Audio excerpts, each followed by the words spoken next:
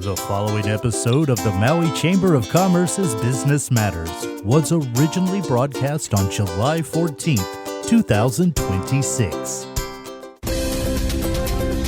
It's time for Business Matters, brought to you by the Maui Chamber of Commerce. Other perspectives and programming on this station do not necessarily reflect the views, values, or positions of the Maui Chamber of Commerce, which is an independent and inclusive organization serving Maui businesses and the community since 1910. Now here's your host, the Maui Chamber of Commerce President, Pamela Tumpop.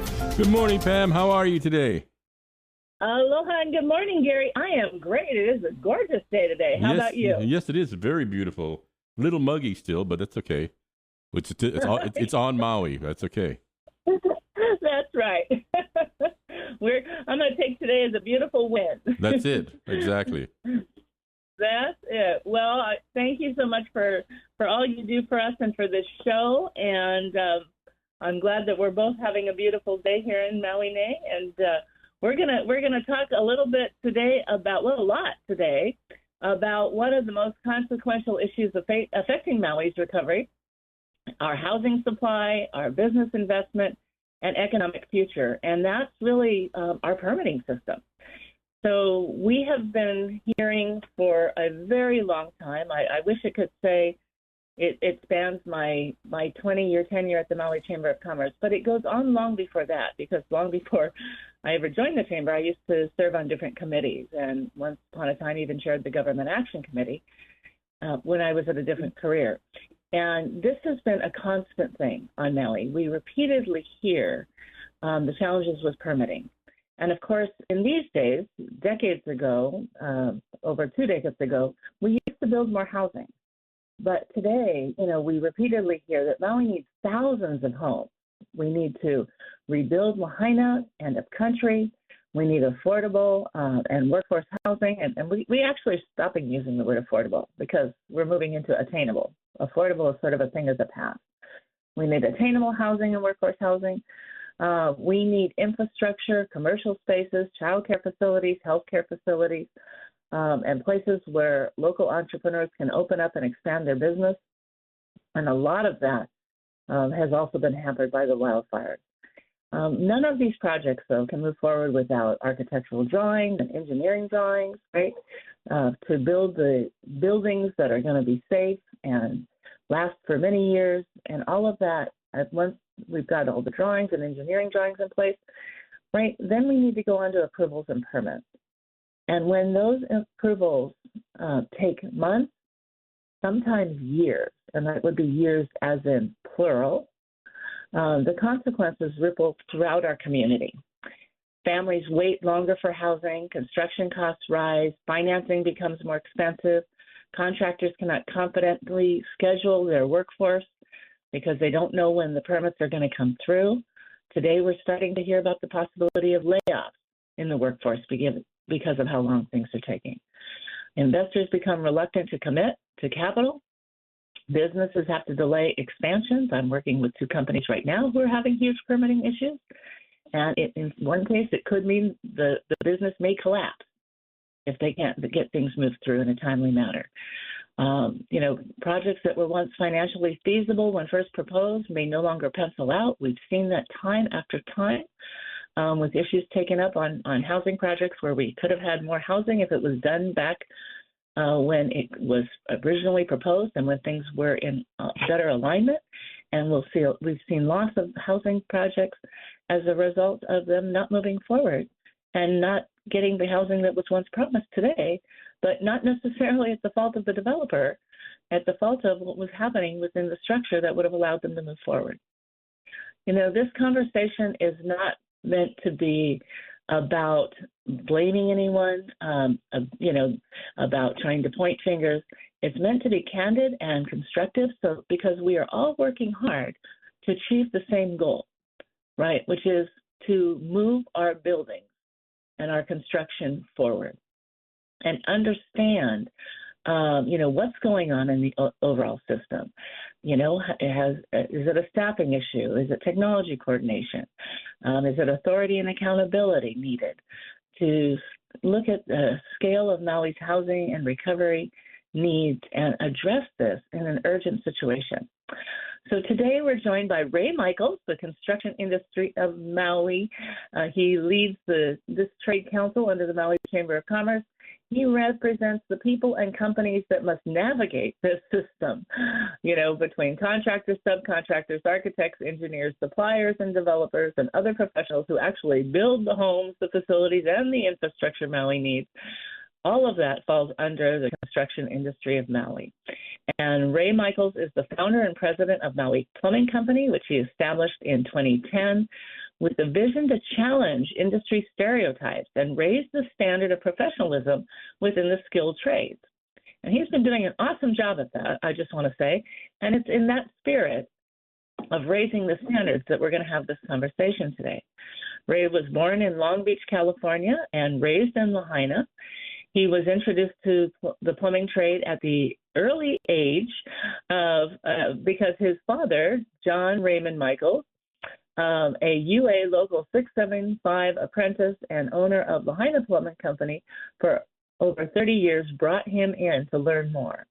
With over 20 years in the plumbing industry, Ray leads MPI's strategic direction, pre-construction efforts, and operational innovation. His focus centers on building strong systems, developing people, and creating a culture grounded in accountability and continual improvement. He believes that long-term success is built through disciplined execution, steady growth, and an unwavering commitment to quality. He also connects with the core values of consistent effort, believing that sustained progress, not short-term intensity, defines both strong leadership and strong teams. He is deeply committed to strengthening Maui's skilled workforce and creating meaningful career opportunities within the construction industry.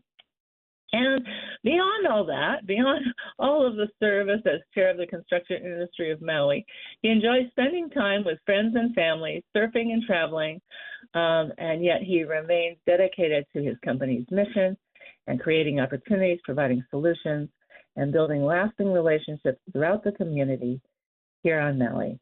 So good morning, Ray. It's a pleasure to have you with us this morning. Good morning, Pam. Thanks so much for having me on today. Oh, I am so excited about our conversation because you have been working in this area for the lifetime of your business, probably, seeing this from even the standpoint of your father's business.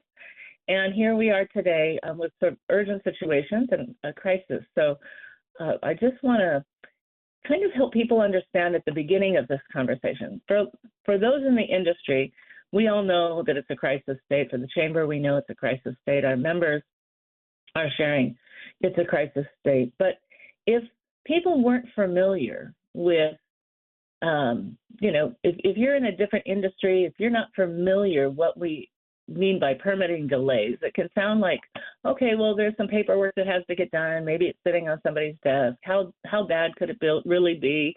How long does it really take? And how many levels? They don't know how many levels it has to move forward with, from planning to zoning, building reviews, fire, engineering, wastewater, traffic, all of these different things that come under many of these projects. So can you take a moment to kind of illustrate for them what does it look like from kind of a start through project? And you're dealing with many different types of projects. They're not all the same, and they'll have different delays and timelines and issues. But can you give our listeners a sense of what is it like to go through an actual approval and permitting process? Sure. I'll take you from the very beginning, which is, you have a concept for a building, whether that's a single family home, multifamily, or maybe you want to open a retail store in an existing shopping mall. So the first step is typically your pre-design due diligence process. So this is where you hire a design team, licensed architects and engineers. They will typically review things like zoning compliance, flood zone requirements, if there's SMA requirements, if you happen to sit in a historic district, those might have certain restrictions, as well as water and sewer availability. And then maybe any fire protection requirements. If you have a large restaurant, that may require fire sprinklers, where if you're doing something like more fast casual, that doesn't. And they're also going to look at things like existing easements and drainage issues. So that's really the first step. And many projects appear to just need a building permit, actually require planning approvals before Public Works will even begin to review a building plan. But we'll kind of get into that whole other side of this maybe a little bit later in the conversation.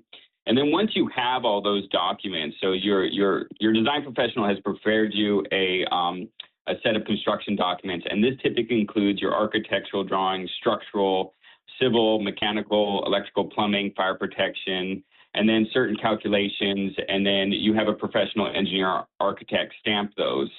And this is actually, quite honestly, where a lot of projects get held up, is when drawings are incomplete.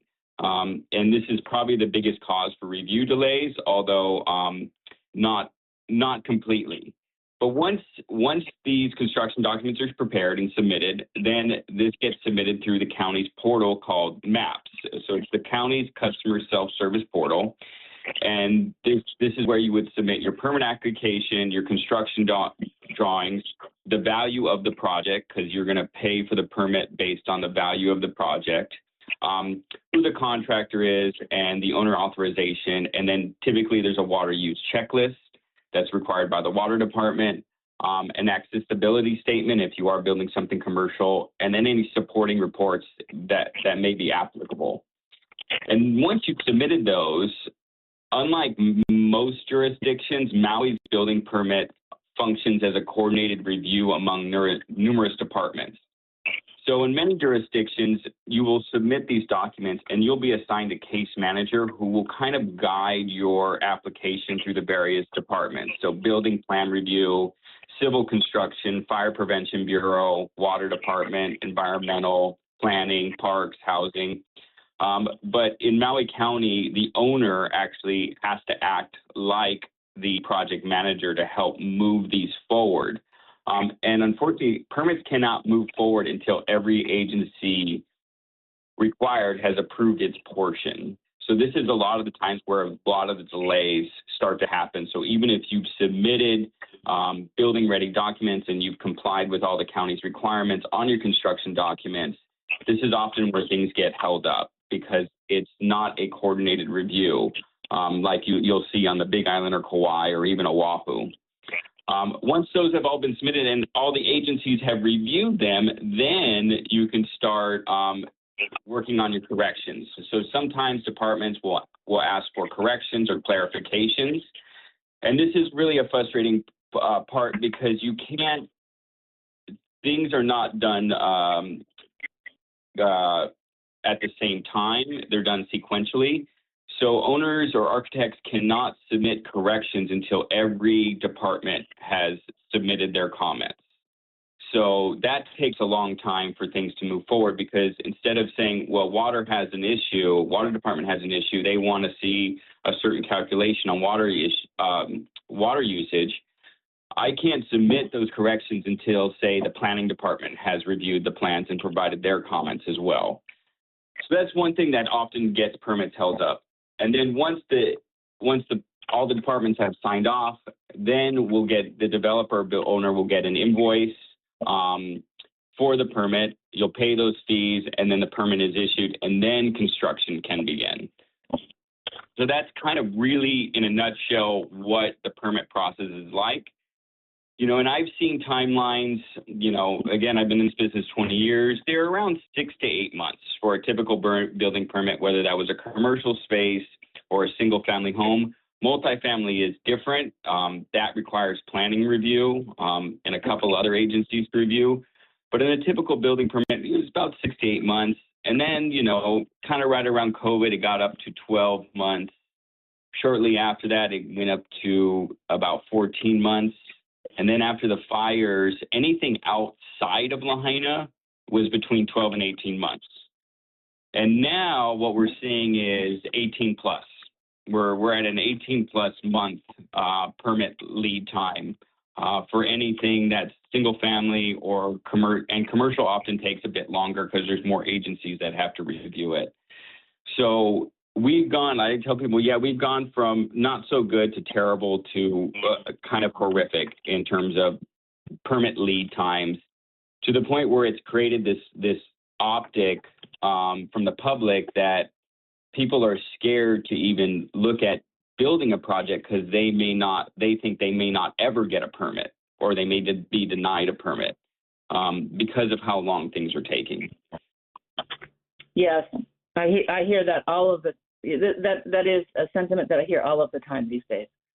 And it really is scary. And, and I know Jennifer Salisbury, connected with CIM, and a member, has been on the speed task force. And you point out something very rightly, which was that through the speed task force, which was a government task force established to help look at how we streamline permitting, each county had to present. And so you mentioned the other, our sister islands, Big Island, Kauai, Oahu. They presented with us, and it was remarkable, the timing differences in getting permits out. And of course, we've had the wildfires, and we'll talk further about that as well. But it was remarkable in the timing differences, but also most importantly in the approach differences. And so, that's, as you mentioned, there are other ways to do this. At the Chamber of Commerce, when we've done candidate endorsement processes, on the even numbered years for as long as I've been there, and they were doing that well before, one of the things that would always come up is council members, but council members they don't get to directly impact the administration's role of addressing permitting. But there are things they can do, and we'll kind of look into some of that. But they would come back from visits across the state or national models or best practices. I remember several talking about where mayors would get all the departments together in one day, and everybody'd sit around in a review, and they'd review a number of things in a day. And they'd say one day, and back then, and this was 20 years ago, we'd say, if you could get it down to 6 months, we'd be thrilled, right? They're talking about one day, a week, 2 weeks, 2 months, and we're like, okay, just 6 months, we'll be totally thrilled, right? And with new technology today, more things are possible. So we'll kind of continue down that path. And you've shared very rightly, right, that once upon a time, even at one point the county in your hero was reporting like 186 days, and while that was an improvement over 2024, we're still talking 6 months, and again, we're way outside that now.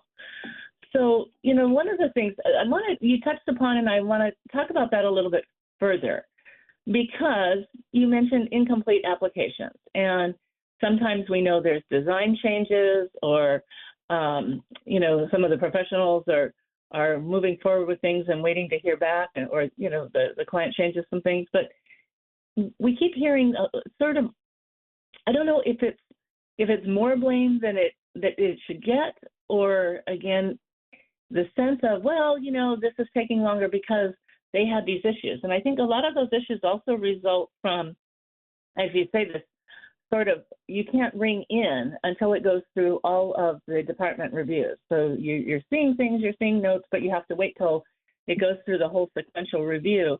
So I'd like to get your sense, because again, you're working with those design professionals as well as the builders. In terms of application delays, application delays related to them saying that there were changes made, or they were incomplete applications. What percentage would you say of the application delays this actually represents? And to the degree that it's happening, what can we do to create solutions to help prevent that? Whether it's a small or large percentage, how do we help avoid that? Because MAPS was sort of meant to help avoid that. Yeah, MAPS was meant to help avoid that. Can't comment on a percentage, although this is often the feedback we get from the county when we're talking about permit delays, that the drawings are often incomplete. And I think what would really help with that is, a permit coordinator, so somebody who's in charge of doing the initial review, making sure that, all the boxes are checked. But that doesn't happen, right? It goes to each agency who looks only at their discipline. So water will only look at water, fire will only look at fire. The architect, the building code will only look at the architectural plans. And one comment can often create several different different additions or different changes to the plan. So I think, and this is one of the things that actually the Big Island solved, because they were having an issue with this as well, was they actually have somebody that does exactly this. They're more, you can call them an expediter or the initial review, and this helps kind of streamline it so you're not getting a bunch of incomplete submissions that have to get reviewed by each department. So I think that right there was one of the biggest things that the Big Island solved, that took their permit times down from over a year to 60 and 90 days. Wow. I mean, really, that's really where we need to go. And the other thing is, there's a lot of talk about using AI, not to use AI to be the end-all, be-all rubber stamp on a permit, but to use AI to look at comprehensive issues over multiple complex systems and analyze impacts and things along those lines, which are, it sounds like that their expediter is helping to do that. And others seem to be more willing than Maui County was. Have you been involved in any of those discussions about the use of AI and how to look at that, the plans more holistically and impacts across different departments more holistically? Yeah, I have been part of some of those discussions, and for whatever reason, the county isn't very keen on adopting AI. And we proposed the use of AI for exactly that, the initial plan review, to make sure all those boxes are checked before it actually goes in to submission. I'm not quite sure why the county is against it, if it's an optics thing that, AI is taking away people's jobs. But I think it would really allow for just an overall streamlining and improve the quality of submissions. And then one of the other things that people don't realize is that each county has its own building code. We don't have a state unified building code. So if you hire an architect on Oahu who is unfamiliar with Maui County's building code, there's going to be some comments and revisions needed because they're not quite familiar with the nuances of Maui County's code. And also, each reviewer that looks at one of these projects interprets the code differently. And when you are an architect that's used to working with certain reviewers in the county, you understand through institutional knowledge what they're looking for. But different reviewers will sometimes interpret things like accessibility, existing building provisions, fire separation, fixture count slightly differently. And projects can often spend weeks resolving interpretation rather than actual code violations.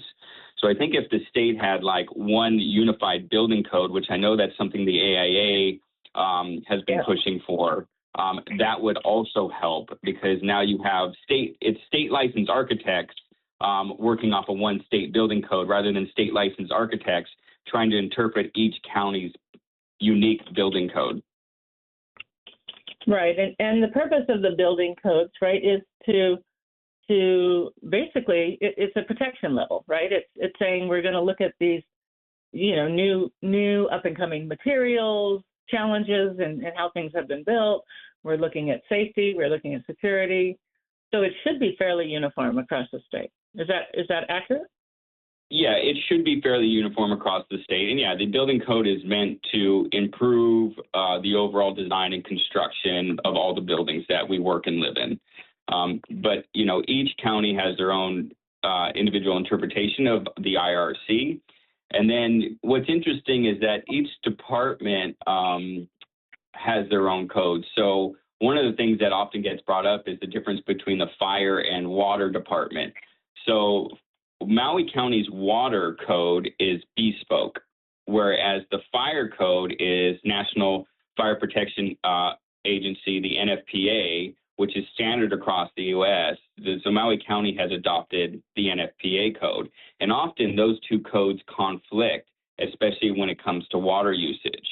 So you have one agency looking at their own bespoke code, whereas the fire department looks at the NFPA code with their water requirements, and those two often don't jive. So it takes those two departments coordinating with each other, which can be a feat among itself, to get the building permit through this process. Okay, so that would be maybe another great use of AI, because again, we've got so many, over decades of review. So we would have multiple level projects where we would be able to see comprehensively where those two codes were in conflict, and look at what some of those resolutions were and how we could look to narrow that down and have come together on how the solutions to avoid these different interpretations. Yes, exactly. And one of the things that, Hawaii is the only state where its building code council is an unpaid position. So it's a volunteer unpaid position, and they're responsible for adopting all the core set of building codes. But when it's an unpaid position and they miss, half of their meetings a year, it's very difficult to get unification and changes that would be for the betterment of the community through that council. Yes. Yeah, I think that's a good point. So I think those are some important recommendations to look at this because, again, obviously we have a housing crisis, but we're not the only one. Our entire state has a housing crisis.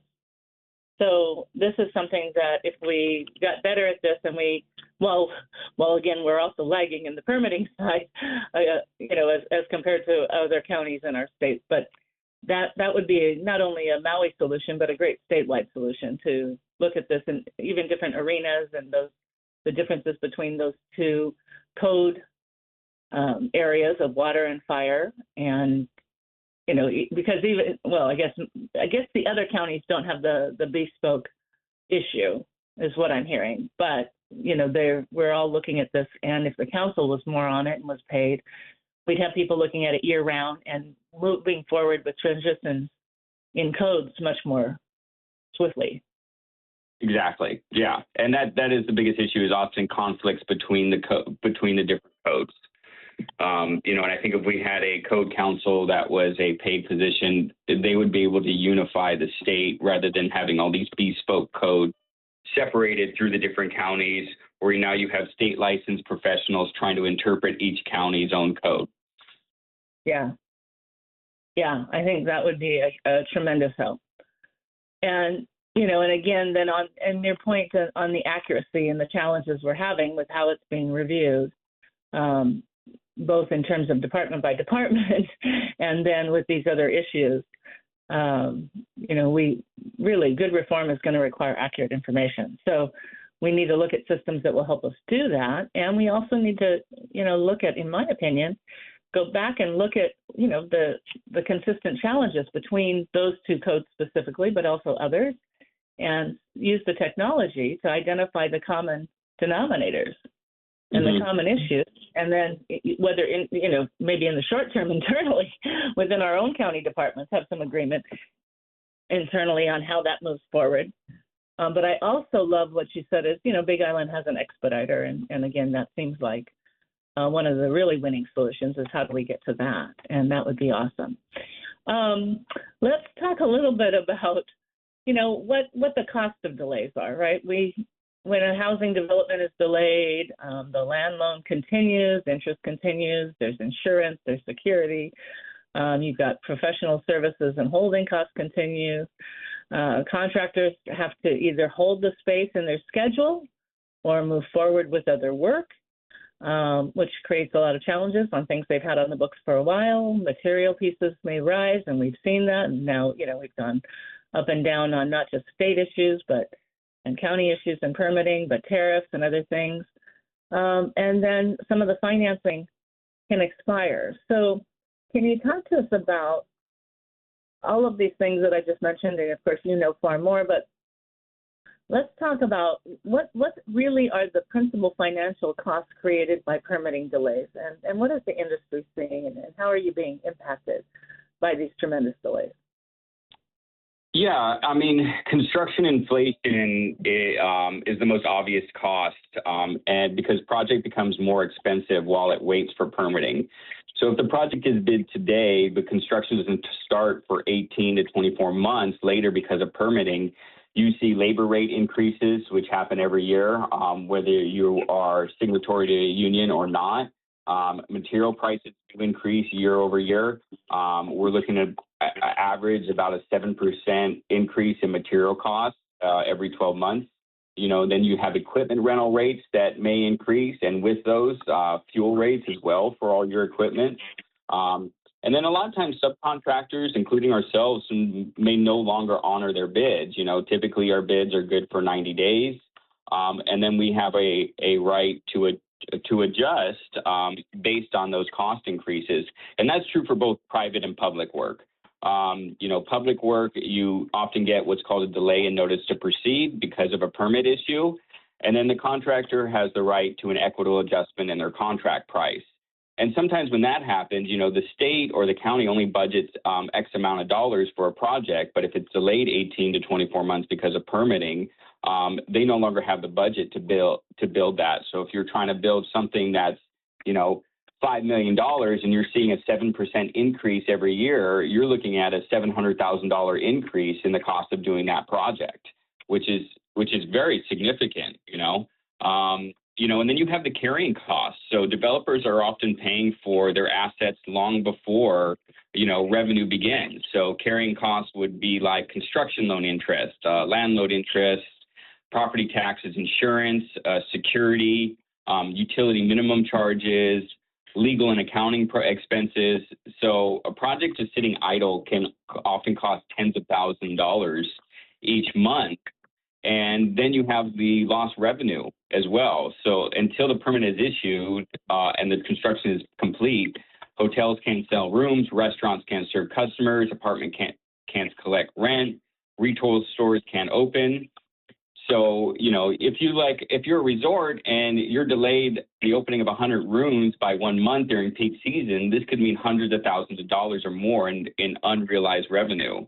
And Honolulu had an interesting case study that a restaurant's new opening was delayed by permit processing, which postponed, revenue for both the restaurant and the state. And it was actually a national story in Associated Press about Raising Cane's in Pearl City. So, all of those delays, including the financing risk. So construction financing is typically not permanent. So long permitting timelines will result often in expired loan commitments, higher interest rates, new underwriting requirements, additional lender fees, and overall reduced investor confidence, which I think that reduced investor confidence is one thing we are starting to see in our industry, is their overall lack of confidence that these projects will go because of the permitting delays. And then, of course, you have contractor repricing, and then you have reduced competition. Good contractors, we will often forecast our work months in advance. But if permitting delays push it into a busier construction season, then you'll have fewer qualified bidders. Contractors will often put in larger contingencies because there are unknowns, or because maybe now it's getting pushed into busy season, so they're going to have to do some hiring or upskilling. And then mobilization just becomes more expensive. So the owner ends up paying more because of market changes that occurred, within those 18, 24 months of the permit lead time. And then we get into schedule compression. When a permit is finally issued, owners often ask us contractors like, hey, can we make up the time? Can we make up that time? Which means overtime, weekend work. Now we're adding additional supervision. We have to have multiple crews working simultaneously, which increases mistakes and reduces productivity. So all those costs in those schedule compression, the contractor will add for in their overall cost for the project. And then you have the opportunity cost, where capital is tied up in one delayed project that can be invested anywhere else because it's tied up in that one project. So this can also mean postponing other opportunities because that cash remains committed to a project waiting for approvals. So it really brings down the number of projects. Again, with that overall loss of investor confidence and that loss of opportunity, we see fewer projects coming online.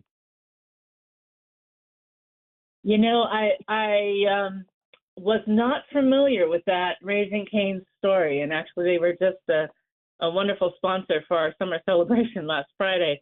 But I really wish I knew that, so I could have talked to them about that. But we definitely talked about the issues that we're trying to address, and permitting being one of those issues.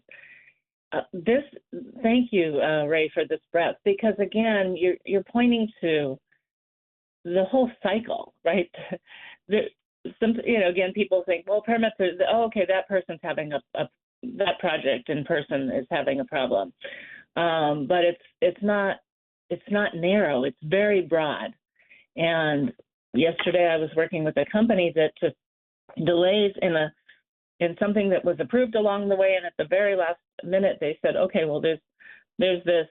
Turns out we've given you all the approvals, but it turns out one building inspector who finally came in for the final thing, who wasn't involved earlier, said, oh, well, there's these two walls that were unpermitted, and somebody had just put in two walls that help enclose an office and a warehouse space, and it was like, okay, well, now, we have to go for an after-fact permit when they were scheduled to move into this building for their new business, and they have to move out because of a lease, and we're in a crunch.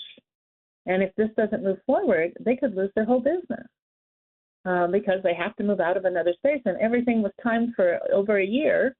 And at the final hour, all of a sudden, somebody comes up with a new nuance that could have easily been detected earlier with the proper review, but it wasn't, and here we are. And all of these things, and that's a small scale compared to, some of these very large projects. So I am going to look up that story, because I think and that's part of the challenge I find, is that, where are the metrics to measure the system, to publicly share with the community what's going on in permitting, what are the delays, how do we overcome them, what are the timelines? I just feel like without this strong measurement, understanding the breadth of projects that are going through this, the industry challenges. I know you've been talking to the administration to say, look, we're at a crisis state. We have to do something now. But let's, and again, we're in a housing crisis. So we should be highly motivated to solve these problems, because we're in a housing crisis and we're losing family. We're losing family left and right. And that's, of course, impacting everybody. Businesses can't get into their space. If they're losing their employees, they're struggling because their employees are leaving to go somewhere else. So let's talk a little bit about what are the opportunities. What are the top things that you feel we must immediately address to improve our housing situation? Well, I think, all building permits. I think all building, yeah. I think that, permit delays have a ripple effect across every sector in our economy.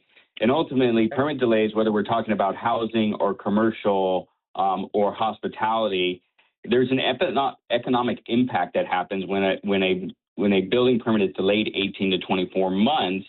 It ultimately increases costs across all sectors. So if it's housing, it's going to increase the cost of housing. If it's commercial, then, it makes the cost of opening up a business that much greater, which lowers our overall rate of entrepreneurship, which, I personally think, and many others like yourself, Pam, entrepreneurship is the fastest way to financial freedom, especially, in Hawaii. And so, if a permit's delayed for commercial space, that means higher costs for goods and services, right, that ultimately the consumer pays. So it's not just, housing. Yes, there are different ways that we can help fast track housing. One of the ways that we've always been for, especially when it comes to multifamily, is as of right development. So if the project proposed meets the required building code and zoning requirements, the project can go and doesn't need the planning department or county council sign off. And currently that is the case. If you want to build something multifamily in Maui County, even if your project meets the design guidelines, meets required building code, falls within the zoning for that parcel for multifamily, it still has to go in front of planning, who votes on it, and it still has to go in front of county council to vote on it, which ultimately could get shot down, which means that developer now has to make up all those carrying costs we talked about earlier, because they have to actually come up with the design for the project and have the land acquired before they can even get to that part. So I think that, getting rid of those roadblocks and just having an as of right development, if you own the land and it's zoned for multifamily and you meet the design guidelines for the county plan, then you can just go. But currently that's not the case, which is why people always wonder why there's so many luxury homes being built and less multifamily. Well, luxury homes are single family. They don't require those same approvals that multifamily does, which is why we have so few multifamily developers left here, because it's just too difficult and too risky for those developers to actually build that multifamily housing. I think that overall people kind of overlook the overall broad economic impact of delayed permitting. And really all it does is increase costs for the everyday working class people of Hawaii, in terms of now it's increasing the cost of housing and the cost of every good and service. Because if you think about construction, it's everything. It's hospitals, it's doctors' offices, it's housing, it's roads, it's the mom and pop retail shop, it's your, Safeway grocery store. Any permit delay now increases construction costs, which now that owner now has to recover from the end consumer. Yeah. No, it's very true. It's like our young brother's example, right, with the young brother's rate increase, right? I'm going to get that in every time I can, by the way, because we are going to educate the public on the young brother's rate increase. I am dedicated to continuing that work and changing that next year so that we don't see another one next year. But no, it's absolutely correct, right? And I think, again, and that's why I'm so excited to hear about this Raising Cane's example, because what we need are examples. And the other thing I think we need is, given the system that we currently have, you hear the complaints, I hear the complaints, but yet people are reluctant to share those complaints. And the reason they're reluctant to share those complaints, quite frankly, is they just want to get their permit out. They don't want to upset anybody. They don't want to have any further delays. They just want to keep things moving forward. And there's concern about that. And it's one of the reasons people call me and say, I've got this issue. But when they call me, they're really calling me at a desperate point to ask for my help, which I'm happy to do. But there is a broader collective awareness that is not surfacing because people are just so desperate to get their permits out, and they're afraid to say anything and raise any issue because they think it might hamper it getting done. Yeah, and that's a real concern that a lot of people have shared with me is, they're afraid to rock the boat because, maybe somebody, they upset somebody and their permit goes to the bottom of the pile. And, that's a terrible optic for a public service department to have. That that people can be vindictive against owners who are just trying to either develop a residential or commercial property. And I can't say this is all anecdotal evidence. I can't say it's true. Personally, as a subcontractor, we don't often deal with the front end. We're often brought in after a building permit has already been issued, so I can't personally comment on that. But whether it's true or not, the fact that so many people have said this means that they think it's true. And so there's an overall loss of confidence in these public institutions. And with that loss of confidence comes just a lack of overall investment in our community. Because if people are afraid that they're not going to get their building permit, they have no reason to open up that store. They have no reason to go and develop something multifamily. Which means fewer options, for the people of Maui, whether that's in terms of housing or goods and services. Yeah, I wholeheartedly agree.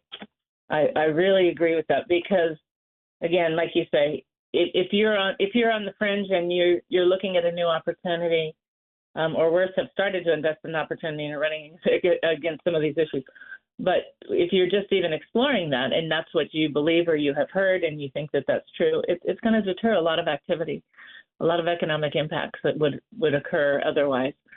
So, that's something we have to change. And I think, again, today and moving forward, looking for stories and examples to help educate people and to bring to light of day there are solutions, there are other ways to look at it. I know one of the things that you've been proposing, because we've had the four-leaf example, right, who has come in and was contracted after the wildfires to help those rebuild homes in Lahaina and expedite their permits. We've seen great success with four-leaf, and I know you're looking to say, look, how do we move this forward? If this is working, how do we sort of wash, rinse, repeat? Let's expand in that area. Can you talk a little bit more about what you feel can be done to quickly expedite permits? Yes, in housing. Yes, of course, for taking care of the folks in Lahaina who've been just devastated by the wildfires, but also using these examples across the county, as you say, for all needed construction, which includes infrastructure, right? It includes the gamut. But if we've got something that's working, why not expand on it further? Can you share a little bit about your thoughts on that? Yeah, all the feedback I get from contractors about Four Leaf is that they're great. They're responsive. It's one unified process rather than kind of siloed process that we have now. So you have one agency reviewing all the departments. So that really helps to speed things up.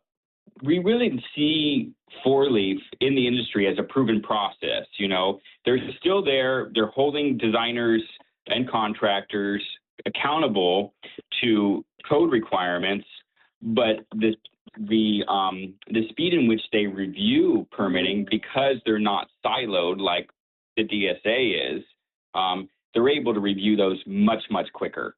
And they're not hampered by some of the restrictions that maybe the county is, because they're a private company, and because they have things like key performance indicators and get accountability that we see that they hold their people to.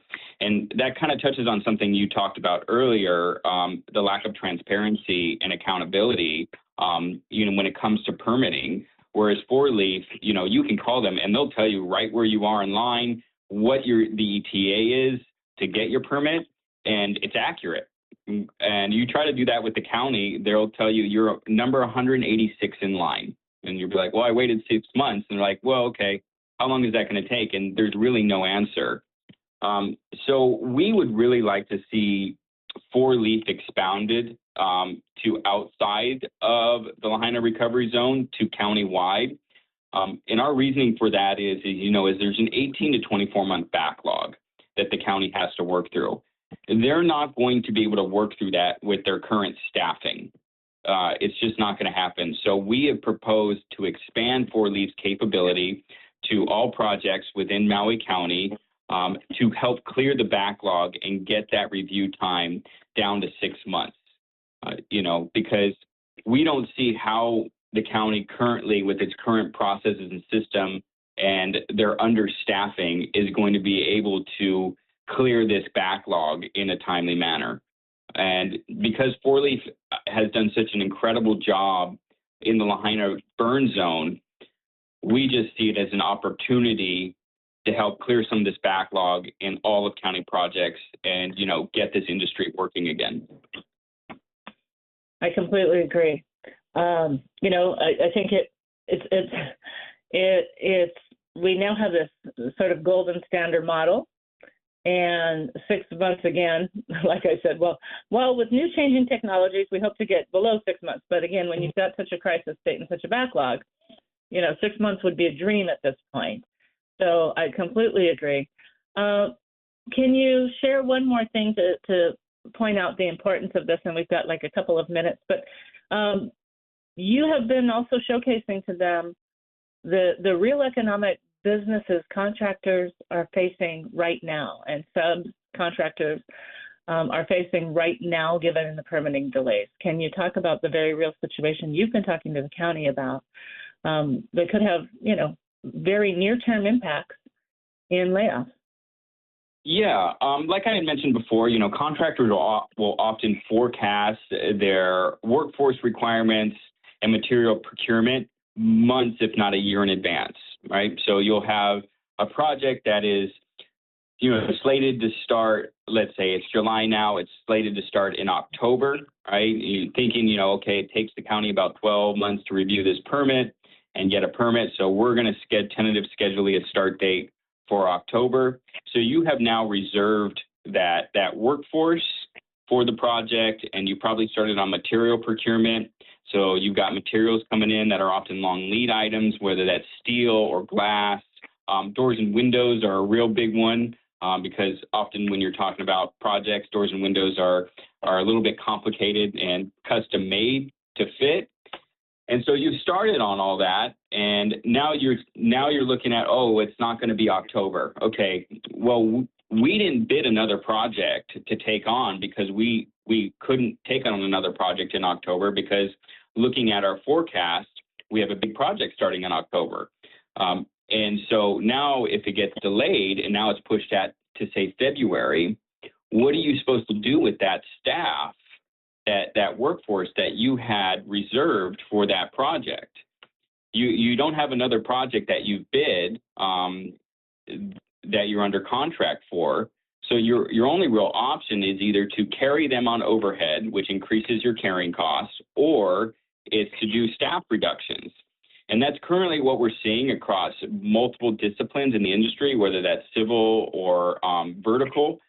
So your vertical building is that because projects have been delayed for so long, we're now in the 18 plus month range, there's nowhere for those workers to go. They're just waiting for that project to start, which was supposed to start that month and is now starting 3 or 4 months.